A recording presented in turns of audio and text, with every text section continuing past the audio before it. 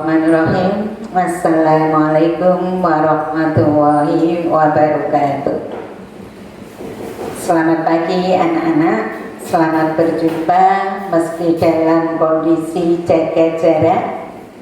Mudah-mudahan ini tidak akan mengurangi rasa kekeluargaan, rasa keutuhan, rasa sayang guru terhadap anak-anak. Mudah-mudahan kondisi ini cepat berlalu dan kita bisa bersua secara langsung dan bisa belajar secara normal. Pesan saya, karena ini belajar di rumah,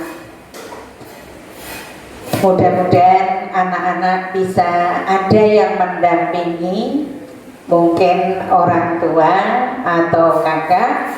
Andai tidak ada semuanya, kalian bisa mempertanggungjawabkan tugasmu.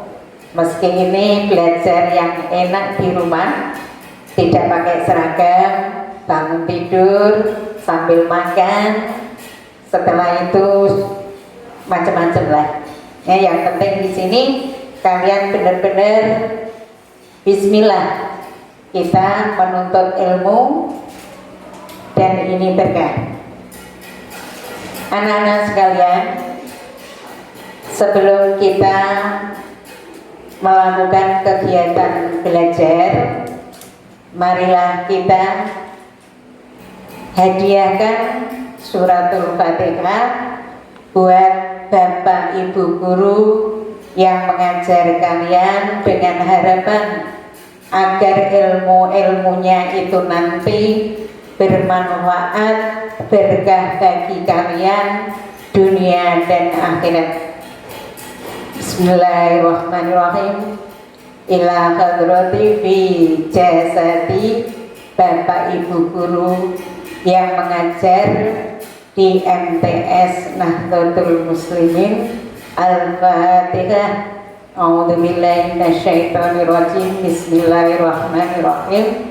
Alhamdulillahirabbil alamin. Arrahmanirrahim. Maliki yaumiddin. Iyyaka na'budu wa iyyaka nasta'in. Ihdinas siratal mustaqim. Siratal ladzina an'amta 'alaihim ghairil maghdubi 'alaihim waladdallin. Amin. Anak-anakku sekalian, perkenalkan, nama saya Bu Akhlif, alamat undaan Gang 3, Gang 5. Di sini saya akan memberikan materi pelajaran IPS, yaitu berkaitan dengan manusia, tempat, dan lingkungan. Sebelum kita lebih jauh materi ini, alangkah baiknya anak-anak kita mengenal bagaimana kondisi alam Indonesia. Kita tahu bahwa bangsa Indonesia itu memiliki kekayaan sumber daya alam yang luar biasa, dan sumber daya alam tersebut tersebar mulai dari Sabang sampai Merauke dengan bentuk sumber daya alam berupa tambang dan sumber daya alam non tambang. Nah, tentu kalian bertanya-tanya, apa yang menyebabkan sumber daya alam Indonesia yang begitu melimpah itu? Ini tidak lain dikarenakan strategisnya letak Indonesia, baik secara astronomi, geografis, dan geologisnya. Tahukah anak-anak apa itu letak astronomis? Yaitu letak satu tempat yang dibaca melalui hubungan antara posisi garis lintang dan garis bujur. Nah, hubungan antara garis lintang dan garis bujur ini akan membentuk hubungan titik koordinat. Nah, apa itu garis lintang? Yaitu garis khayal yang membelah bumi menjadi beberapa bagian secara horizontal. Sedang garis bujur merupakan garis yang membelah bumi menjadi beberapa bagian secara vertikal. Ini yang kita namai letak astronomis. Apa itu letak geografis? Letak geografis ini adalah satu letak tempat yang dilihat dari kenyataannya di muka bumi atau letak suatu tempat dalam kaitannya dengan daerah di sekitarnya. Nah, letak geografis ini sebagai batasnya disebut juga letak relatif karena posisinya ditentukan oleh fenomena-fenomena geografis, misalkan berupa gunung, sungai, lautan, benua, atau samudra. Jadi secara geografis Indonesia itu terletak di antara benua Asia dan benua Australia, serta ada di antara Samudra Hindia dan Samudra Pasifik. Letak-letak yang strategis inilah yang mengakibatkan Indonesia itu berada di jalur silang, jalur ramai dalam perdagangan internasional. Lantas apa tadi letak geologis? Yaitu suatu wilayah berdasarkan struktur dan komposisi batuan yang membentuk bumi. Jadi batuan-batuan pembentuk bumi itu berasal dari kondisi atau wadah dari bentuk gunung berapi tadi. Jadi anak-anak, keterkaitan bentuk bumi ini akan berakibat pada hasil sumber daya yang ada. Nah, mengingat sumber daya Indonesia yang beraneka ragam dengan letak yang berbeda-beda itu, marilah kita simak keterkaitan antara letak ataupun ruangan atau tempat. Apa itu konektivitas ruang?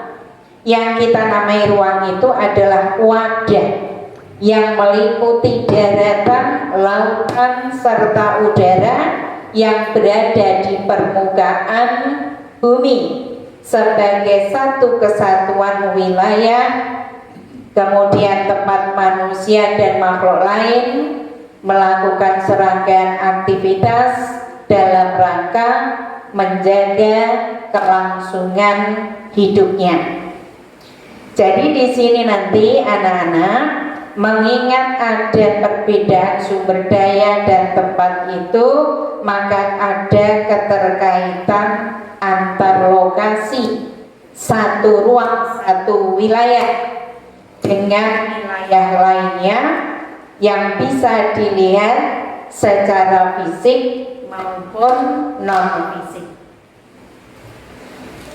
Kemudian berdasarkan pengertian tersebut, jadi ruang itu bisa diartikan tempat meliputi ruang darat, ruang laut, kemudian ruang udara yang merupakan satu kesatuan wilayah tempat manusia dan makhluk hidup melakukan kegiatan dan memelihara kelangsungan hidupnya.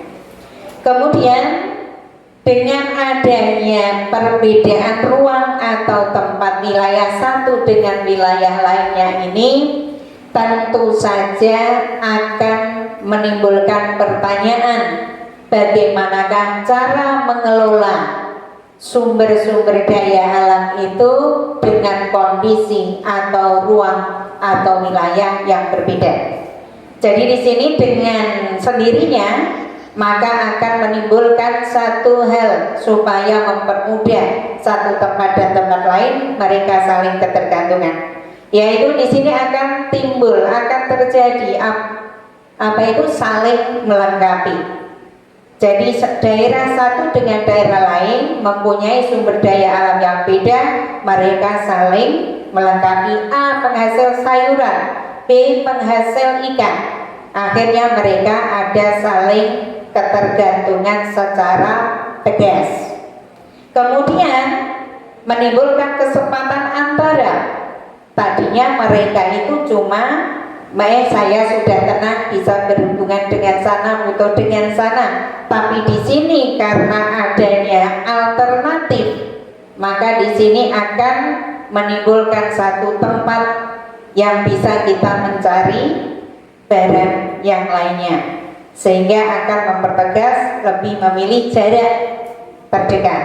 Kemudian yang ketiga yaitu mengingat jaraknya yang berliku-liku jauh, pengangkutan dan lain sebagainya, supaya pembayarannya itu cepat, ringan, maka diadakanlah semacam kemudahan dalam pembayaran yang kita sebut dengan transferability. Anak-anakku sekalian, inilah yang bisa saya sampaikan. Jadi kesimpulannya, konektivitas antar ruang ini adalah keterkaitan tempat wilayah yang berada di Indonesia. Dari sekian dari saya, nanti anak-anak jangan lupa setelah ini ada evaluasi, jadi anak-anak bisa melihat tugas yang ada di dalam sebagai tugas akhir ini. Nanti anak-anak wajib mengerjakan soal pada Google Form yang linknya di bawah video ini. Sekian dari kami anak-anak, mudah-mudahan pertemuan yang singkat ini bisa membawa manfaat, berkah bagi kalian semua dan berkah bagi Bapak Ibu guru yang lain. Assalamualaikum warahmatullahi wabarakatuh.